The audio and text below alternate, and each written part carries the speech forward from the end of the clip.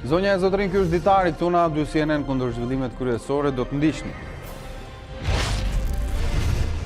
Ish deputeti i Partisë Demokratike Ervin Saliani dënohet me 1 vit burg nga gjykata për audio përgjimin në lidhje me vllajën e ish-ministrit Fatmir Xhafa. Ish-skafisti Albert Veliu u dënua me 3 vjet e 5 muaj burg, gazetari Jetmir Oldashi me 100 orë punë publike dhe Fredi Alizoti me 2 vite burg. Majoranca nuk tërhiqet, miratohet në kuvend paketa anti-shpifje në seancën e fundit për këtë sesion parlamentar. Gazetarët dhe aktivistët dolën në protest kundër paketës së qeverisë, por kryeministri Rama akuzoi se janë ata që shkelin të drejtat e njeriut. Këshilli i lartë i prokurorisë intervistoi 3 kandidatët që garojnë për kryetar të SPAK-ut. Altin Dumani, Arben Kraja dhe Edvin Kondili parashtruan prioritetet e tyre për kryesimin e strukturës që do të merret me hetimin e zyrtarëve të përfshirë në krim dhe korrupsion. Mirëmbrëma, unë jam Arlen Disa, ndër të tjera gjatë Ditarit do të ndiqni. Lidhja Demokratike e Kosovës nuk heq dorë nga posti i presidentit. Paralajmëron vetëvendosjen se nëse kjo kërkesë nuk plotësohet, atëherë do të qëndrojë në opozitë. Uksi vijone curim pozitive dhe nis shkëputje në kryet superiore si ndjekur vetëm nga Byli si Teuta fillon krizën e Partizanit me të kusht që pësojnë humbjen e 3 radhazi.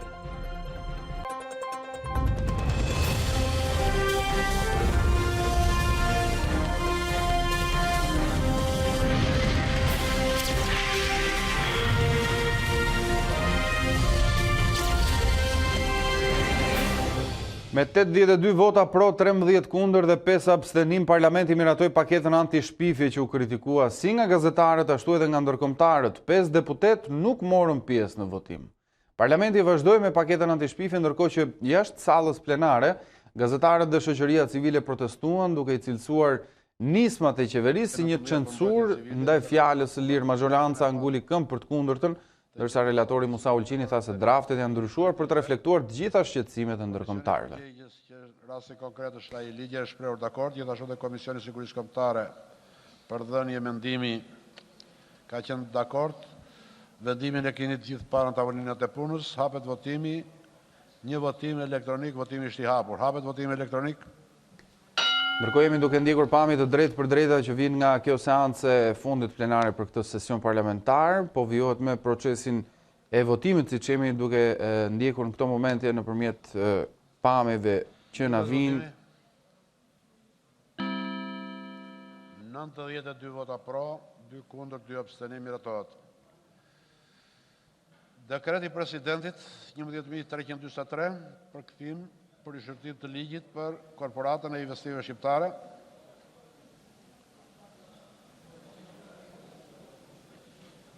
Ju sqaroj se sipas kushtetues, dekreti i presidentit për rishërtim të një ligji humbet fuqinë ku kundërtisht voton shumica e gjithë anëtarëve të kuvendit. Procedura e votimit është një votim. Vijojnë zhvillimet dhe votimet, në fakt është procesi i votimit për pikat e rendit ditës në këtë seancë plenare, konkretisht po votohet për projekt ligjin e korporatës shqiptare. Ne do të shkëputemi ndërkohë nga parlamenti për të folur për zhvillimet dhe detajet kryesore të ditës.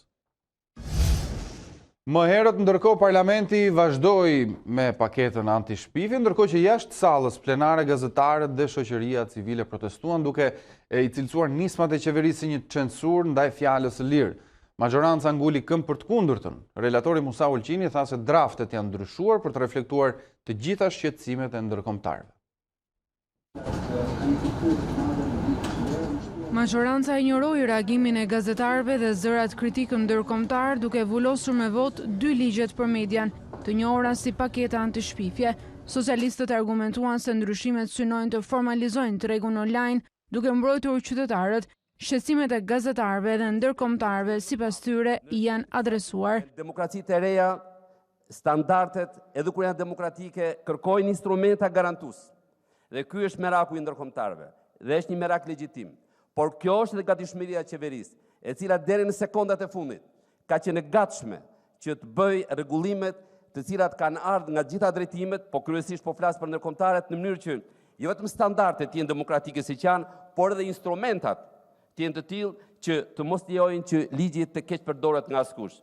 Pavarësisht ndryshimeve që majoranca pretendon se ka bërë deri në moment të fundit, nuk ka gjetur zgjidhje një nga pikat më të debatuara të ligjit, ajo e pagesës së gjobës. Si kompromisi është lënë në dorë gjykatës të çmojë nëse do ta pezullojë ose jo gjobën deri në vendim të formës së prerë.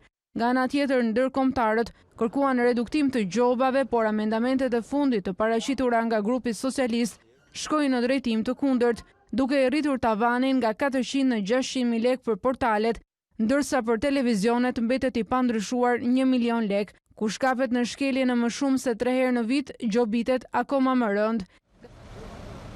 Gazetarët e shoqëruan diskutimin parlamentar me një protest para sallës plenare. Ata mendojnë se vetë rregullimi është rruga që duhet të ndjekur, sa i përket abuzimeve në media dhe gjykojnë se nisma e qeverisë synon të censurojë zërat e pavarur. Nuk mund të ketë rregullim për median online nga shteti. I vetmi hapësirë ku shteti lejohet të rregullojë median janë televizionet. Qeveria kërkon të krijojë një regjim i cili është jo në përputhje me vlerat europiane dhe jo në përputhje me standardet ndërkombëtare të lirisë së shprehjes. Sepse nuk është vetëm media që censurohet nga ky draft ligj, por njëherësh është edhe qytetari. Sepse në momentin kur qytetari ka një ankesë, ti heq atij drejtën për shkuar drejt për drejt në gjykat. Pra, më parë ai duhet të shkojë në Këshillin e Ankesave në AMA dhe nëse Këshilli i Ankesave në AMA nuk e klasifikon shqetësimin e tij si problematik që duhet të shkojë në gjykat, ai nuk ka drejtë të shkojë në gjykat. Edhe nëse presidenti e kthen ligjin, njerëzit e medias janë të vetëdijshëm që mazhoranca nuk do të tërhiqet, ndaj ata paralajmëruan se do t'i drejtohen gjykatës kushtetuese dhe asaj për të drejtat e njerëzit në Strasburg. Nga gazetarët e ndërkombëtarët Edi Rama i sulmoi të gjithë kritikët nga foltorja e parlamentit. Njerëzit e medias që kundërshtojnë paketën antishpifje, kryeministri i sheh si shkelës të drejtave të njerëzit, ndërsa ekspertët e huaj fajsojnë se po ndjekin dy standarde kur vjen fjala tek Shqipëria krahasuar me vendet evropiane. Mbrojtjen për paketën antishpifje Rama e bëri përmes sulmit ndaj gazetarëve, këta të fundit që po protestonin jashtë dyerve të parlamentit. Shefi i qeverisë akuzoi për shkelje të drejtave të njerëzit. Në 26 nëntor ka vdekur një njeri i pafajshëm si rezultat i veprimtarisë atyre që janë të dera parlamentit. Ka nxjerr lajmin se spitali i Durrësit po shëmbet. Dhe dali aty lajmi e ka kthyer spitalin e Durrësit në udhkryqin e një kaosi. Me mjek, me infermier, me familjar, me smur që donin të dilnin një orën parë nga dera spitalit. Për Ramën, mediat online janë një hapësirë ku mbizotron informaliteti. Xhungël që prodhon në vijimësi urrëtie, që prodhon në vijimësi dizinformim. Rama nuk kurseu as ndërkombëtarët mbi shpifjet. 20 shtete europiane dënojnë me burg si vepër penale, por kur vjen fjala te Shqipëria, këto organizma ndërkombëtar sipas tij aplikojnë standarde të dyfishta. Nuk na lejohet të bëjmë një ligj si Gjermania ose si vendet tjera të BE-s, se ato i kanë shumë të ashpra. E ke pranuar këtë? Okej, do bëjmë një më të butë. Ky ka qenë momenti i tërheqjes. Sepse vendet e BE-s nuk i kanë si duhet ligjet për shpifje. I kanë shumë të ashpra. Po atyre ne ju themi, po ata ne s'na pyesin. Kurse juve që mund t'ju kthejmë në target, na dëgjoni mirë se ndryshe ne ju bëjmë të dukeni sikur jeni kthyer në mbretërinë e shtypjes së lirisë. Pavarësisht kësaj, qeveria pretendon se e ka pranuar zërin e OSBE-s, duke përshtatur 100% draftin me standarde ndërkombëtare.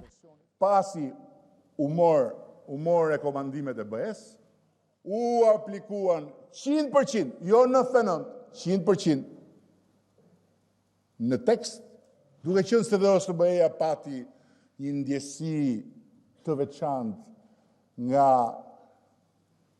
ofensiva e 47 organizatave, se këtu çdo anonim ka një organizat.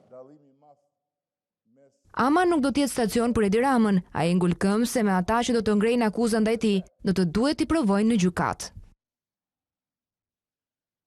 Gazetarja Elona Gjylmi ka ndjekur punimet e seancës sot me parlamentare, ku me 82 vota pro miratua paketa antishpifje. Kam kolegen në një komunikim drejt për drejt. Elona, të përshëndes, mirëmbrëma.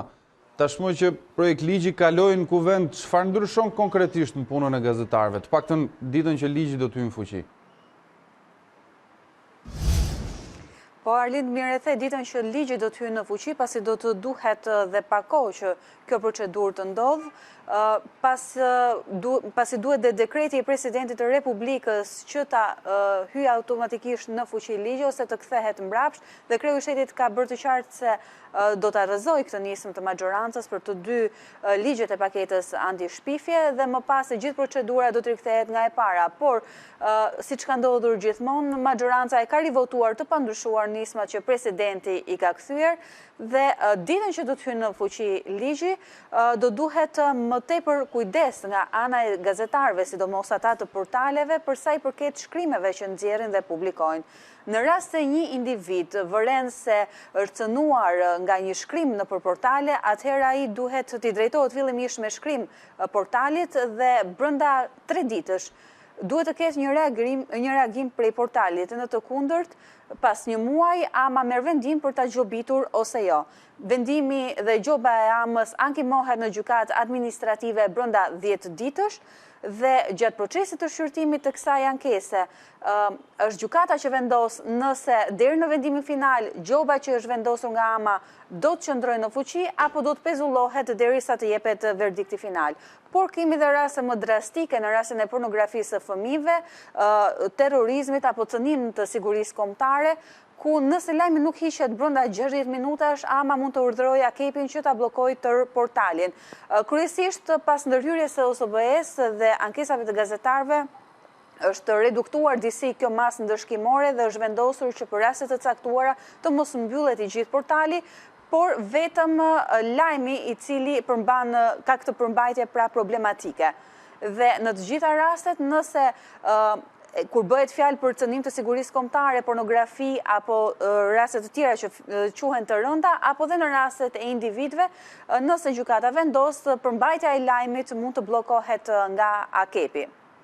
Elona, ndërkohë kjo ka qenë seanca e fundit parlamentare e këtij viti. A është mbyllur përfundimisht puna e deputetëve? Jo, Arlind, nesër do të kemi Komisionin e Reformës Zgjedhore, ku do të diskutohet propozimi, drafti që opozita parlamentare do të paraqes në Tryezë, do të jetë zoti Murrizi, nën kryetari i kuvendit, ai që do të depozitojë këtë nismë. Gjithashtu pritet që dhe nisma thurje që kanë mbledhur firmat e qytetarëve, 50.000 firmat e qytetarëve të paraqitet me draftin e saj dhe paralelisht do diskutohet për draftin e tretë të ekspertëve që sipas majorancës është i fundit për sa i përket rekomandimeve të OSBE-ut. Por puna do të vazhdojë dhe të premten, pasi do të mblidhet komisioni hetimor për shkarkimin e Ilir Metës. Nuk dihet nëse do të kemi vijim të agjendës parlamentare, por këto janë dy prej gjërave të planifikuara në radhat e deputetëve për sa i përket kësaj jave. Elona Gjulmi, unë falenderoj për këtë pasqyrë të detajuar të zhvillimeve në Kuvendë. Eurodeputeti suedez David Lega, i cili është edhe antar i Komitetit për Punë të Jashtme dhe Drejtat e Njerëzit, vazhdoi edhe sot me kritikat e forta ndaj paketës anti-shpifje. Ai bëri thirrje qeverisë shqiptare që të cilët në përputhje me kriteret e Kopenhagenit që janë themelore dhe standard minimum për një shtet kandidat për antarësimin në Bashkimin Evropian. Nëse administrata Rama aprovon ligjin për mediat në formën aktuale, do të dëmtoj seriozisht shanset për çeljen e negociatave të antarësimit në Bashkimin Evropian, shkruan Lega në Twitter. Ndër të tjera, eurodeputeti kërkon Tiranës zyrtare që të respektojë rekomandimet e Komisionit dhe të Këshillit të Evropës. Reagimin e tij është shpërndau ndërkohë edhe kryetari i Partisë Demokratike Lulzim Basha. Ervin Saliani, ish deputeti i Partisë Demokratike që u bë pjesë e publikimit të përgjimeve bashkë me ish skafistin Albert Veliu, u dënua me 1 vit burg, edhe bashkëpunëtorët e tjerë të tij u dënuan me burg, përfshirë këtu edhe gazetarin Jetmir Oldashi.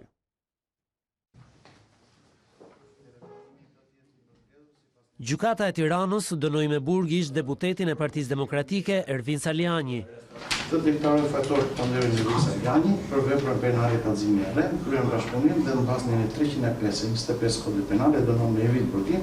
Ndonse Iran Bisupe barra e 1 vit i burg, ish deputeti Saliani nuk shkon në qeli, pasi ky vendim nuk është i formës së prerë. Ish deputeti demokrat dhe 3 të bashkëpandehurit e tij u fajsuan për kallëzim të rrem përmes inskenimit të audiopërgjimit të publikuar në selinë e Partisë Demokratike në maj të vitit 2018. Në të pretendohej se dëshmitari X, Albert Veliu, i njohur edhe me Novkun Babalja, fliste për çështje droge me vëllain e ish-ministrit të Brendshëm Fatmir Xhafaj. Për Fredi Alizotin, i cili pranoi të ketë aktruar zërin e vëllait të ish-ministrit në audiopërgjim, gjykata dha 2 vjet burg.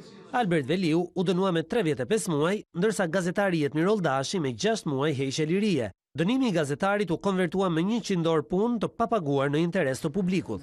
Vendimi ngjalli nervozizëm tek ish-deputetët e pranishëm në gjyq.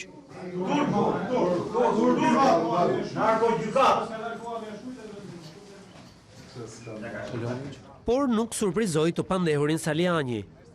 Siç ishte e pritshme, siç e kam deklaruar, siç e kemi deklaruar prej kohës, një pendencë e shkruar, një vendimarrje e parashkruar dhe bërë gati koma përpara, e pa bazuar në ligj, e pa bazuar në prova, e pa bazuar në fakte, e bazuar vetëm në dëshirën politike të kryeministrit. Pa diskutim që jo vetëm nuk më trem, po më bën akoma jashtë modestisë, më bën të privilegjuar që jam unë që jam në një 50 procese gjyqësore me përfaqësues të Partisë Socialiste, përfshirë edhe këtë edhe procesin e sotëm, më bën që t'jem mi motivuar, t'jem edhe mi fort edhe më denoncues edhe me emra konkret edhe për rastin e këtij grupi. Përfaqësuesi i bandës së Lushnjës, Artan Gjermeni, do të dalë në procesin e vettingut, do të shikoni edhe ju media dhe opinioni publik provat që Artan Gjermeni nuk është thjesht ky gjykatës një bashkëpunëtor i bandës së Lushnjës, është antar i bandës së Lushnjës. Ervin Saliani paralajmëroi ankimin në apel dhe nuk përjashtoi dërgimin e çështjes deri në Strasburg për zbardhjen e së vërtetës. Seancat gjyqësore për çështjen Babalje e ka ndjekur kolegu ynë gazetari Armand Bajrami, me cilin do të zhvillojmë një lidhje të drejtë për drejtë tani. Armand, mirëmbrëma, të përshëndes. Krahas gjykatës për një vendim politik, Saliani më herët akuzoi dhe gjithashtu mbrojtësit e tij në gjyq akuzuan dhe prokurorin për shmangje të disa provave. Për cilat prova pretendoni ish deputeti demokrat dhe çfarë ndikimi mund të kishin ato sipas tij në gjykim? Në fakt, gjatë seancës Arlin që zgjati disa orë gjatë ditës sotme, ish deputeti Saliani, po edhe përmes avokatit të tij mbrojtës Ledion Braho, pretendoi se prokuroria e Tiranës ka devijuar me qëllim hetimin. Saliani pretendoi në sallën e gjyqit se prokuroria me qëllim nuk kishte marrë parasysh kontakte telefonike që kishte pasur Fredi Alizoti, personi që ka pranuar të jetë aktruesi i zërit të vëllait të ish-ministrit të Brendshëm në audiopërgjim, pra kontaktet që ky person ka pasur me zyrtar të lartë të policisë shtetit, ku sipas Salianit në këto përgjime del fare qartë që Alizoti ka marrë edhe para prej tyre zyrtarëve të policisë, çka provon sipas Salianit faktin që ai ka qenë një dëshmitar i paguar për dëshmi trem.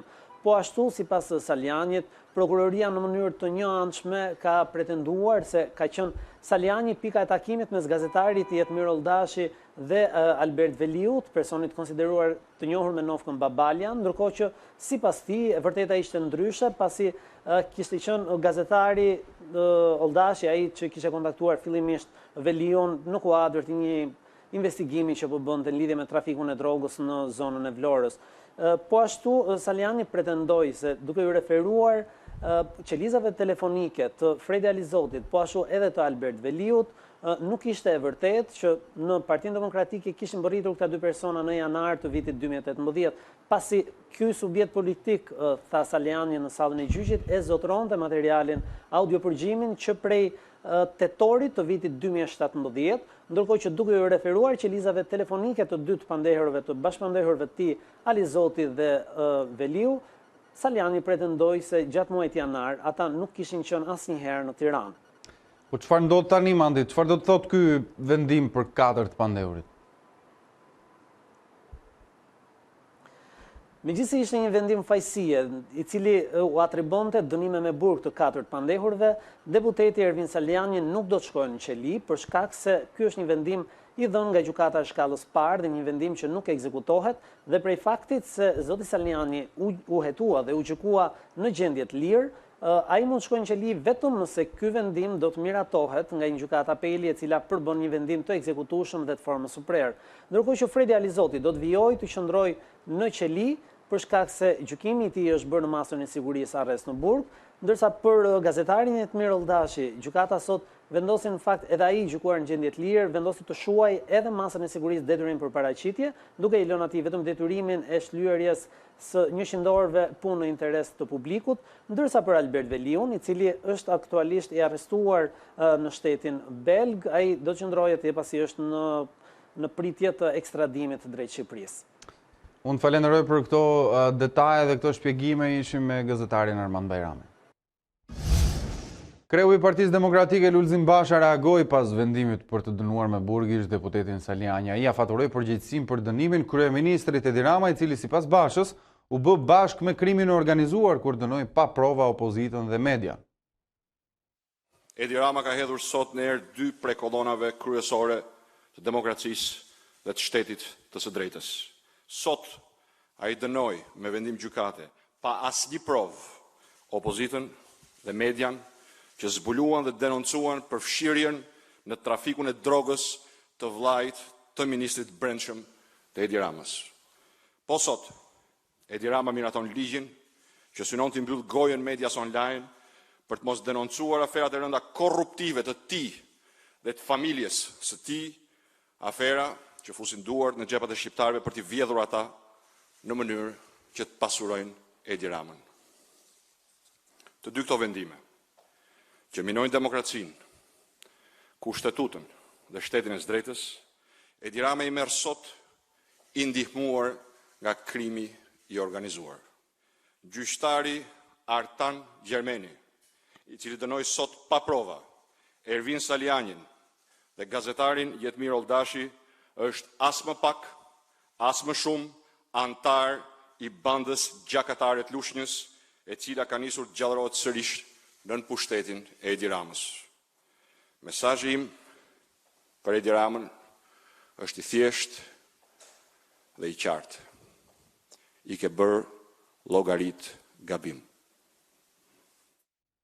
Mirë, do të shkëputemi për një hapësirë të shkurtër, kthehemi pas pak.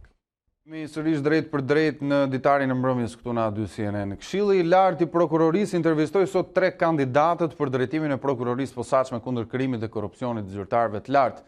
Altin Dumani, Arben Kraja dhe Edvin Kondili do të presin deri nesër për të mësuar se cilit prej tyre do t'i besohet sfida 3 vjeçare e drejtimit të kësaj strukture. Gara për drejtuesin e SPAK ka nisur të mërkurën. 3 nga 8 prokurorët në garë për postin drejtues kanë patur mundësi të thonë fjalën e tyre të fundit, përpara se Këshilli të vendos me vot se cili prej tyre do të drejtojë prokurorinë e posaçme të hetimit. Kandidatët kanë qenë të ngjashëm në thelb. Vizioni i tyre i përbashkët ka qenë funksionimi i SPAK në mënyrë të pavarur. Ju do të hetoni krimin. Kur të ballafaqoheni me këtë pritshmëri dhe me këtë ekzigjencë në rritje të publikut për të ditur se çfarë ndodh tek SPAK, si do t'i pajtoni të dyja nevojat? Si drejtuesi i prokurorisë së posaçme do të krijoj në faqen e internetit të prokurorisë së posaçme një platformë ku qytetarët të mund të denoncojnë rastet kur ata janë viktima apo dëshmitar të krimit. Gjithashtu kjo platformë fare mirë mund të shërbejë që qytetarët të denoncojnë edhe antarëve të SPAK, duke filluar edhe drejtuesin e prokurorisë të posaçme. Pse jo? Arben Kraja, i njohur si prokurori i çështjes Durrës Kukës, deklaroi se prokuroria e mëparshme ka dështuar në ndëshkimin e korrupsionit në nivele të larta apo aty të krimit të organizuar. Cila do ishte panorama se fotografia që ju keni në mendje në momentin kur ta dorëzoni këtë strukturë në fund të mandatit, nëse ju do zgjidheni drejtuesi së strukture? E para, struktura të ishte e plot nga pikpamje organizative funksionale. Domosdoshme të realizohet, ligji parashikon brenda 6 muajve të para krijimi i qendrës së përgjimeve pranë prokurorisë së posaçme, pa diskutim që kërkon investime të konsiderueshme nga pikpamja financiare, nga pikpamja teknike, po edhe nga pikpamja njerëzore. Buxheti i shtetit për vitin 2020 ka parashikuar një numër prej 100 punojësish a priori për strukturën e posaçme kundër korrupsionit, ka parashikuar dhe një sasi të caktuar fondesh a priori gjithmonë. Duhet edhe të paralajmëroj që betejë për buxhetin do jetë pa aq e vështirë sa betejë kundër korrupsionit dhe krimit të organizuar, por jetojmë në një botë ku parat janë të rëndësishme, kështu që ju besoj këtë kuptoni mirë edhe për shkak të skaluarës tuaj në kontrollin e lartë shtetit. Unë kam një rezervë. Nuk duhet bërë me vendim Këshillit të Ministrave struktura e pagës. Struktura e pagës duhet bërë me ligj. Kandidati i tretë ishte Edvin Kondili. Platforma e tij u bazua në objektivat konkrete me afate sa më të shpejta dhe në krijimin e BKH-s, si plotësuese e SPAK. Si antar i SPAK-ut, për mua personalisht, ke marrë një 10 me ju.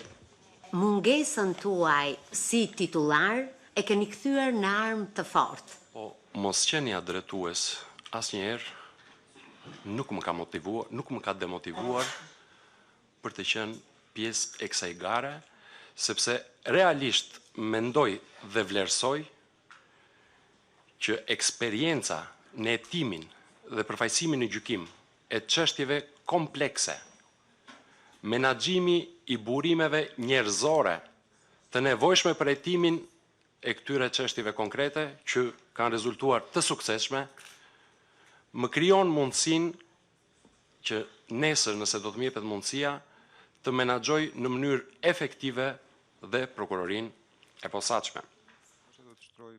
12 antarët e Këshillit pritet të votojnë ditën e njëjtë për drejtuesin e SPAK, duke i hapur rrugë plotësimit të strukturës me prokurorë të tjerë.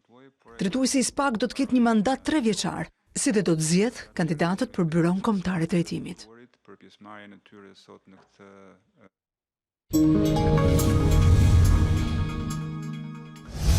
Parlamenti miratoi me 92 vota pro propozimin e qeverisë për të zgjatur gjendjen e jashtëzakonshme të fatkeqësisë natyrore në qarqet e Durrësit, Tiranës dhe Lezhës deri në fund të muajit mars 2020.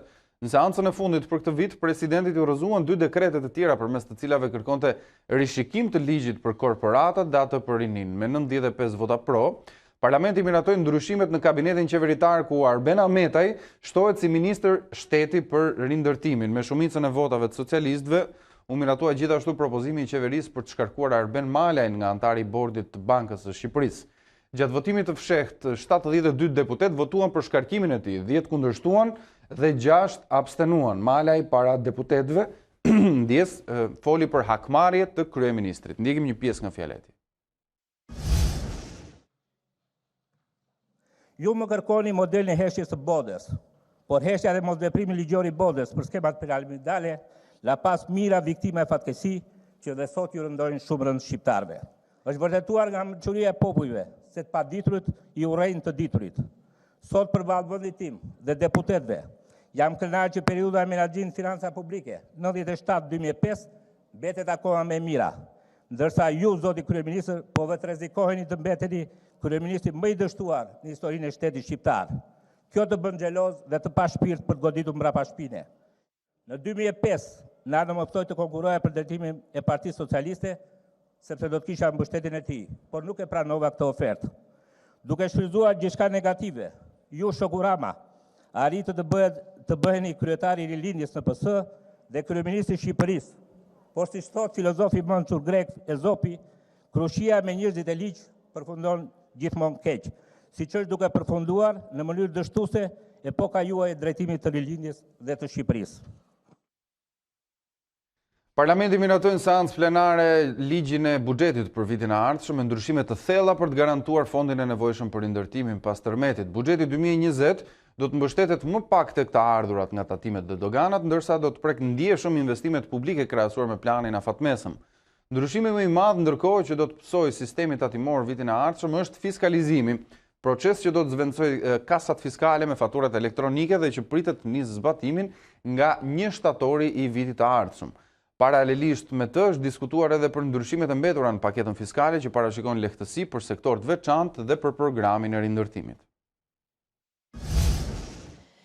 Buxheti 2020 është buxheti i rimëkëmbjes dhe vazhdimësisë. Ky do të ishte titulli i këtij projekt buxheti.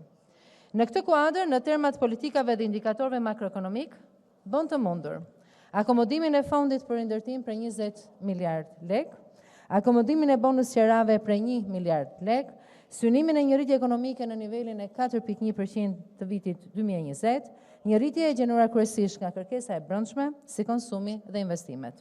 Si do të realizohet mbajtja e primarës pozitive dhe sigurimi i burimit financimit për 13 miliard lek për fondin e rindërtimit?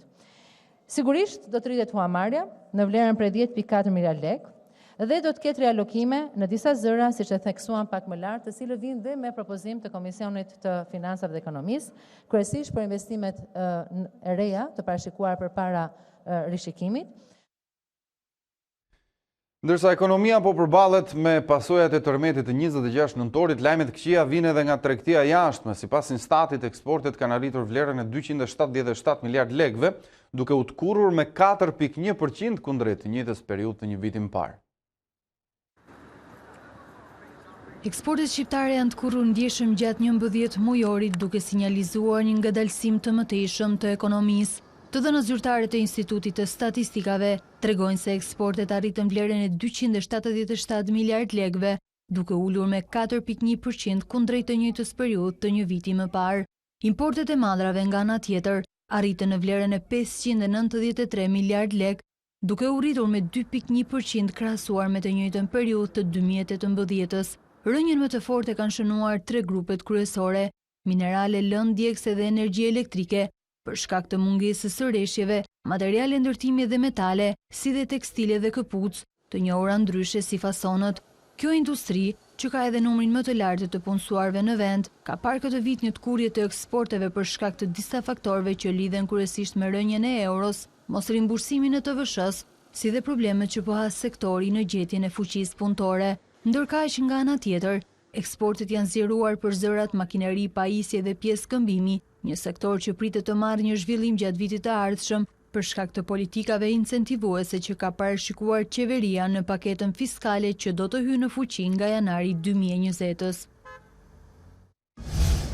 Këshilli koordinues i diasporës ka vënë përballë Edi Ramën dhe Ilir Metën. Presidenti tha se tragjedia e tërmetit 26 nëntorit duhet të jetë një moment reflektimi për të gjithë, ndërsa kryeministri Rama falenderoi diasporën për kontributin që dha në këtë moment të vështirë. Fatkeqësia shërbej edhe si një moment reflektimi, rindërtimi, rimëkëmbje dhe pajtimi për të forcuar bashkëpunimin në interes të qytetarëve tanë, të vendit tonë, por edhe të kohezionit tonë kombëtar. Së fundmi, unë uroj suksese këtij këshilli dhe shpresoj që të ndërmerren hapa konkret dhe të gjenden zgjidhje për problemet dhe vështirësitë që has diaspora, si dhe të Sot që flasim vazhdon inspektimin teren i inxhinierëve tanë, së bashku dhe me inxhinierët huaj të ardhur nga shumë anë botës për të ndihmuar dhe ne urojmë që brenda muajit janar të kemi raportin e post-katastrofës dhe një faturë financiare paraprake të dëmeve të tërmetit. Them paraprake sepse dhe eksperienca e vendet e tjera tregon që faturimi i dëmeve është një proces që vazhdon. Dhe patjetër që fill pas saj do të fillojë dhe i pjesa e vështirë e rindërtimit, që unë besoj është një proces që do të ketë një ndikim përcaktues në të ardhmen e vendit tonë, edhe në qasjen e shoqërisë sonë ndaj të ardhmes. Ne duam që të dalim më të fort nga kjo situatë dhe falë procesit rindërtimit të krijojmë një cilësi të re në marrëdhëniet me njerëzit, por edhe në marrëdhëniet e njerëzve me vendin. 10 banor të Floqit në rrethin e Korçës ende nuk janë futur në banesat e tyre që u dëmtuan nga tërmeti 1 qershori të këtij viti. Disa prej tyre ankohen se nuk ka ardhur askush për të riparuar banesat, të tjerë thonë që nuk kanë përfunduar punimet pasi Bashkia e Korçës nuk ka kryer pagesat. Që nga 1 qershori këtij viti, kur fshati Floq u godit nga disa tërmete, ende ka familje të cilat nuk janë futur në banesat e tyre. 6 muaj pas këtij tërmeti, banesa e Bajram Bekollit është ende e dëmtuar, edhe pse u premtua nga bashkia se do të riparohej pa ardhur dimri. Tani që stina e ftohtë ka trokitur, familja Bekolli nuk mund të qëndrojë në banesën e tyre. Është dëmtuar komplet shtëpia, domethënë edhe çatia e lartë, sa është çatia e brenda. Më thanë që është e papunishme, domethënë që mos rish brenda. Më thanë erën ata që ata të bashkisë. Dhe ndërkohë ti vion të qëndrosh. Po të qëndroj s'kam ku të vete një që çfarë.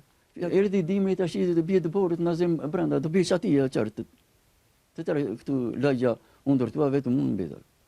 Nëse dim që nga na vjen kjo e mirë, domethënë nga bashkia apo nga qeveria, të dim po me sa dim neve këtu në bashki bën këto gjëra. Ndërkohë në një tjetër familje, atë të Sotyraq Pelivanit, i zoti banesës i kreu vetë riparimet, por nga bashkia nuk janë dhënë lekët dhe tani riparimet kanë mbetur për gjysmë, ndërsa familja Pelivani ka improvizuar një kasollë në oborrin e tyre për të kaluar netët e ftohta. Nëse ja. Njënë e murit dhe që ta prishnja këteja, nuk besh pia dhe që gjysmë për gjysmë. Gjonë të murit i prishnja, lere gjonë të mos i prishnja. Kjo që riparim, asgjës është kjo. Kjo prapë në rrezik është. Ja që po bëhet, po vritën njëzit. Nuk të qatë se munjade që kone edhe të ku jetoj. Shteti qartë i themi shteti tash i dha paran, po tash se nga ven, nuk e di. Dimri ftohtë me temperatura të ulta është shqetësimi më i madh i familjeve në fshatin Floq. I vetmi apel që i bëhet Bashkisë së Korçës është që të kryen punimet deri në përfundimin e tyre të plotë, në mënyrë që banorët të jenë të sigurt në banesat e tyre. Prindrit e nxënësve të shkollës Kongresi Lushnjës këtu në Tiranë kërkojnë siguri për godinën ku mësojnë fëmijët e tyre, pasi janë njohur me akte ekspertizën që shkollën e shpallt pabanueshme. Ata refuzojnë të çojnë fëmijët në shkollë, ndërsa kërkojnë të publikohet vlerësimi i dytë nga inxhinierët. Ndërkohë, sipas bashkisë, godina është riparuar dhe nuk përbën rrezik për fëmijët. Pas rastit e Kemin Duraku, edhe prindrit e shkollës Kongresi Lushnjës në Tiranë përfshihen nga frika dhe paniku, pasi janë njohur me këtë akt konstatimi të datës 3 dhjetor, ku Instituti i Ndërtimit e ka shpallur shkollën të pabanueshme pas tërmetit, prindrit kërkojnë sqarime për sigurinë e objektit. Pas rihapjes së shkollave në Tiranë, edhe te Kongresi Lushnjës nisi mësimi, por prindrit nuk janë njohur me ekspertizën e dytë që e shpall objektin të parrezikshëm. Deri në publikimin e këtij akti, ata thonë se nuk do t'i dërgojnë fëmijët në shkollë. Normal që ka probleme, erdhën këtu i futën në dorë llashë dhe ikën. Ti ke fëmijë në shkollë tjetër se duhet me net këtu. Sash nuk ka normale. Do t'i sillni ju vetë nesër? Ja, asnjëherë, jo. S'bëva ki. Jo. Deri kur do t'i mbani shtëpi? Deri sa të shikojmë kosa tamam siç ka dalë 3 dhjetor. Këtu të shikojmë me vula, me kështu se këtë duan njerëzit, nga inxhinierës, aspekte nga gjithë këto. Merren masat e dura. Më e mira lë të bëhet.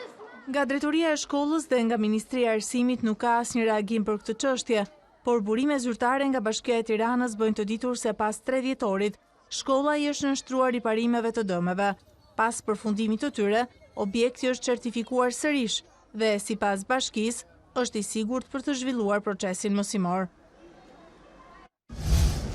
Ideja e socialistëve për një komision qendror të zgjedhjeve me 3 nivele nuk mbështetet nga opozita jashtë parlamentare. Në një intervistë për Radio CNN, sekretari për çështjet zgjedhore në PD Ivi Kaso tha se demokratët preferojnë formulën aktuale të KQZ-s, por me të tjerë njerëz.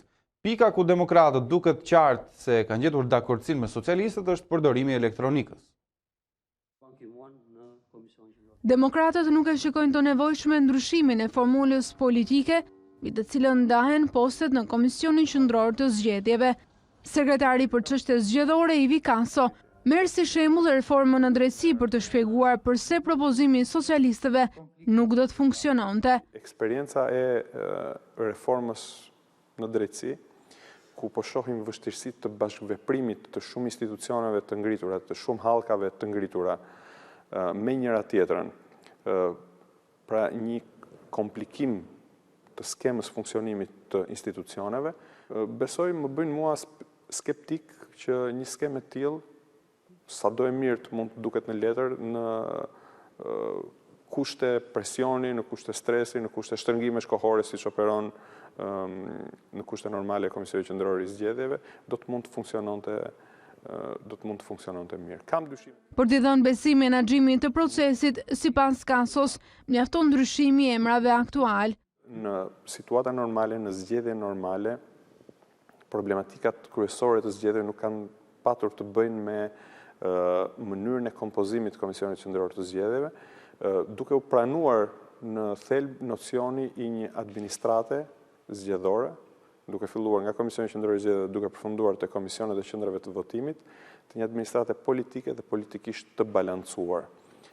Ajo çka bën bashk majorancën dhe opozitën duket se është zbatimi i elektronikës. Në momentin që Komisioni i Reformës Zgjedhore funksiononte normalisht, është bërë një punë e madhe për të dakordsuar blloqet kryesore mbi të cilët do të mbështetej zgjidhja qoftë edhe teknike e votimit dhe numërimit elektronik, për cilën ekspertët teknik të dyja palëve kanë bërë një punë të konsiderueshme. Dhe ajo çka ekspertët e opozitës po bëjnë sot është veç se po i japin vijim asaj pune të konsiderueshme, e cila është bërë dhe në nivel ekspertize. Unë besoj që teknikisht e mundshme që duke përfshirë zgjedhjet më të afërta, besoj që korniza ligjore do të jetë gati, zgjidhjet teknike do të jenë gati. Sekretari për çështjet zgjedhore një herësh drejtuesi një prej ekipeve të punës të opozitës për reformën elektorale, thos se drafti do të jetë së shpejti gati, por propozimet e selisë blu edhe një herë mazhoranca do të njohë përmes palëve të treta, që me gjas do të jenë tryezat e ndërkombëtarëve.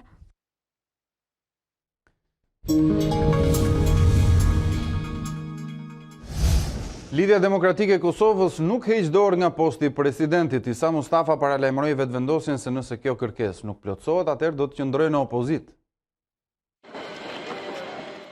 Posti i presidentit është kthyer në një problem mjaft serioz dhe pengesë për formimin e ekzekutivit të ri në Kosovë. Këshilli i Përgjithshëm i Lidhjes Demokratike të Kosovës doli në një vendim të prerë lidhur me negociatat për bashkëqeverisje me lëvizjen vetëvendosje. Të gjitha funksionet zyrtare duhet të caktohen në akordin final ose alternativa është mbetja në opozitë. Kryetari i LDK-s Isa Mustafa u tregua mjaft i drejt për drejt ndërsa prezantoi dhe zgjidhjen e paraqitur në tavolinën e negociatave. Tani edhe vetëvendosja na ka pyetur në bisedë sa keni ju plan B. Ne ju kemi thonë që plani B joni është që të shkojmë në opozitë. Ky qëndrim sigurisht nuk gëzon Albin Kurtin, i cili deklaroi gjatë ditës se do të priste pikërisht qëndrimin zyrtar të LDK-s pas takimit të Këshillit të Përgjithshëm. Madje nënvizoi se nga rezultati i këtij takimi do të bazoheshin dhe veprimet e mëtejshme të lëvizjes vetëvendosje për negociatat lidhur me formimin e koalicionit qeverisës. LDK e konsideron të drejtë kërkesën e saj, me arsyetimin se në këtë mënyrë shmanget mundësia e rrëzimit të qeverisë, por gjithashtu është treguesi barazisë mes palëve. Pavarësisht ngërçit, LDK shpreson në lëshime nga vetëvendosje në mënyrë që të arrihet dakordësia finale. Kosova zyrtarizon refuzimin e ftesës së Shqipërisë për të marrë pjesë në takimin e tretë për mini Schengenin ballkanik. Pas Ramush Haradinajt edhe presidenti Thaçi konfirmoi se Prishtina zyrtare nuk do të përfaqësohet në samitin që mbahet në Tiranë dhe shkak për këtë sipas tij mbetet Beogradi. Serbia ka kryer genocid kundër qytetarëve të Kosovës dhe sot jo vetëm që mohon krimet e kryera, por vazhdon të mos e pranojë ekzistencën e shtetit tonë, thot ai. Në një situatë të tillë, thirrjet dhe iniciativat për bashkëpunim rajonal janë krejtësisht pa kuptimta, shkruan Thaçi në një status në Facebook. Gjithashtu ai thekson se Kosova synon integrimin në BE dhe NATO, e jo të bëhet pjesë e iniciativave eksperimentale rajonale që janë rezultati pa aftësisë së BE-s për t'i hapur dyert të antarësimit të shteteve të Ballkanit Perëndimor. Presidente e Komisionit Evropian Ursula von der Leyen paralajmëron se do të jetë Britania e Madhe ajo që do të humbas më shumë nëse nuk do të nënshkruhet një ujitje tregtare deri në fund të 2020-s. Londra kërkon arritjen e një marrëveshjeje brenda këtij afati, por Brukseli mendon se koha është e pamjaftueshme. Britania e Madhe do të humbas më shumë se sa Bashkimi Evropian nëse të dyja palët do të dështojnë arritjen e një marrëveshje të re tregtare deri në fund të vitit 2020. Kështu shpreh presidenti e Komisionit Evropian Ursula von der Leyen gjatë një fjalimi në Parlamentin Evropian në Strasburg. Nëse nuk do të arrijmë të mbyllim një marrëveshje me Londrën deri në fund të vitit 2020, do të gjendemi përballë një situate shumë të rrezikshme, e cila do të dëmtojë më shumë Britaninë e Madhe se sa Bashkimin Evropian. Londra vendosi një afat jo fleksibël deri në dhjetor të 2020-s për arritjen e një ujitje të re tregtare me Bashkimin Evropian, me qëllimin për të nxitur Brukselin të veprojë shpejt për nënshkrimin e marrëveshjes. Von der Leyen falenderoi ligjvënësit britanik të kampit pro-qëndrimit në BE, duke shtuar se parlamentit nuk do t'i mungojnë deputetët e partisë Brexit, të cilët siç tha vetëm bërtasin. Britania e Madhe pritet të shkëputet nga Bashkimi Evropian në 31 janar. Pasi fitoria në zgjedhjet e 12 dhjetorit i dha Boris Johnson mandatin për të marrë frerët e procesit të Brexit, periudha e tranzicionit do të zgjasë deri në dhjetor të 2020-s. Bombardimet e forcave ruse dhe të regjimit sirian kanë detyruar mbi 11.000 persona që të arratisen nga qyteti Idlib. Gjithashtu, Organizata e Kombeve të Bashkuara raporton se 17 persona kanë humbur jetën dhe 10 të tjerë mbetën të plagosur nga ofensiva në zonat e kontrolluara nga rebelët. Bombardimet ajrore të forcave ruse dhe ushtrisë qeveritare në Siri po detyrojnë banor të shumë të zhvendosen. Mbi 11.000 civil kanë lënë shtëpitë e tyre në qytetin Idlib dhe janë në arrati, ndërsa bilanci i viktimave është tepër i rëndë, të paktën 17 persona të vrarë dhe 10 të tjerë të plagosur. Kjo është bërë e ditur nga dëshmitarët në terren, që janë në kontakt të vazhdueshëm me zyren e Kombeve të Bashkuara për koordinimin e ndihmës humanitare. Sirianët që kanë braktisur shtëpitë e tyre janë drejtuar për në lagjet e tjera të Idlibit, jashtë zonave të kontrolluara nga rebelët, ose drejt kufirit me Turqin, që mbetet i mbyllur për civilët në arrati. Pjesa më e madhe e qytetarëve në arrati është pa një çatim mbi kokë dhe janë të ekspozuar ndaj kushteve të këqija të motit, ose gjejnë strehim në kampet e ngritura për refugjatët. Që prej të hënës vazhdojnë bombardimet e artillerisë nga ana e qeverisë siriane dhe forcave ruse, aleate të Damaskut kundër rajonit të Idlibit, që kontrollohet në pjesën më të madhe nga rebelët dhe militantët antiregjimit të Bashar al-Assad. OKB ka bërë me dije se në këtë qytet mbeten rreth 3 milion civil në nevojë urgjente për ndihmë humanitare. Askush nuk e ndalë më Kuksin që pasi mori kryesimin e kampionatit dhe tashmë ka nisur edhe arratisjen krye skuadra Shpëtim Durrës fitoi 2-1 në fushën e Vllaznis dhe krijoi një distancë të vogël sigurie nga ndjekësit. Bylisi është aty pasi fitoi 1-0 duelin direkt me Laçin. Mallakastriotët që nuk janë më surprizë ngjiten në vendin e dytë në renditje dhe vazhdojnë të ndërrojnë. Sfida më spektakolare e javës së 16 në kategorinë superiore ishte ajo ndërmjet Teutës dhe Partizanit. Dueli mes dy pretendentëve që sapo larguan trajnerët u fitua nga Dursakët me golin e Kallakut me penallti. Me këtë rezultat tellohet kriza e Partizanit që për herë të parë prej nëntorit 2017 regjistron humbjen e tretë me radhë në kampionat. Në takimet e tjera luftëtari regjistroi fitore shpresë ndaj Skënderbeut, ndërsa Tirana kaloi flamurtarin tashmë të pashpresë. Normalisht jemi vend parë, po kampionati është shumë i gjatë, ka edhe gjysmën e kampionatit, e para se futbolli është i paparashikueshëm, i çuditshëm, duhet të jesh gjithmonë i përqendruar. Nuk është Partizani, në vend të dytë unë di që është Bylisi. Partizanin çfarë them unë? Partizanin kemi dalë mirë, kemi fituar ndeshje, fushën tonë, kemi barazuar fushën e Partizanit, jemi vend parë, tregon që jemi shumë më mirë se Partizani. Vishim dy ekipe që ishin plagosura nga rezultatet, si Partizani në derbi edhe ne mas humjes me Kuksin. Normalisht situata nuk ishte e qetë, nuk ishte e mirë, futbollistët ishin një çik të rënë moralisht, ndoshta edhe largimi i trajnerit dhe afeksioni që ata kishin për trajnerin e tyre. Gjithsesi punuam shumë psikologjikisht këtë ditë. Masi të marrim në javë mandej do të shohim çfarë objektiva shkena, do të ulemi të bisedojmë me presidentët e klubit, të vendosim për të ardhmen për piketa çfarë duhet. Mënyra se si humb ndeshja është për të ardhur keq, sepse patëm 4-5 raste shumë të pastra pjesën e parë. Pjesën e dytë pak më ndryshe, por gjithsesi ishim gjithkohon ke gjysmë fusha kundërshtarit. Shpresoj dhe besoj që Partizani ka marrë kohën e duhur dhe do zgjedhë një trajner që të jetë i aftë për ta drejtuar këtë skuadër.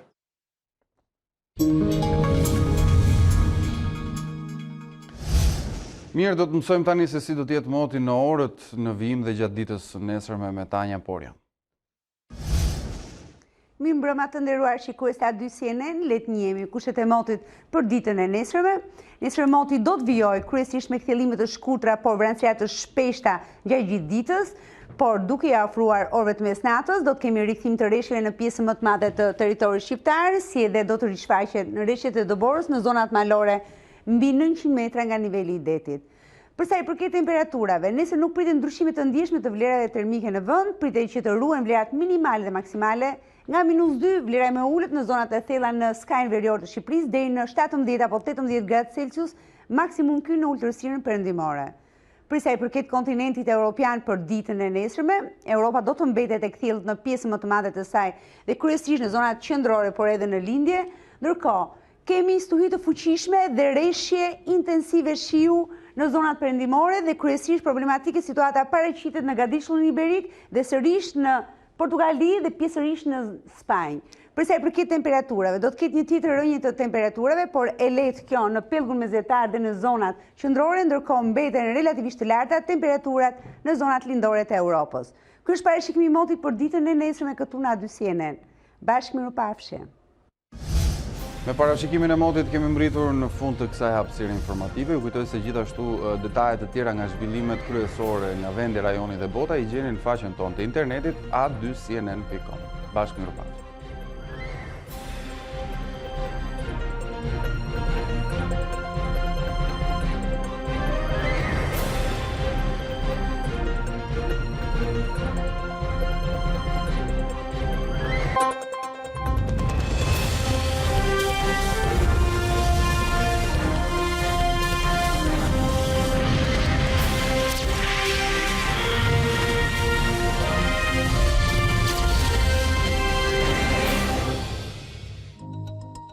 Unë jam Arlin Disa, ky është Ditari në A2 CNN. Për të parë të gjitha videot e Ditarit, klikoni subscribe.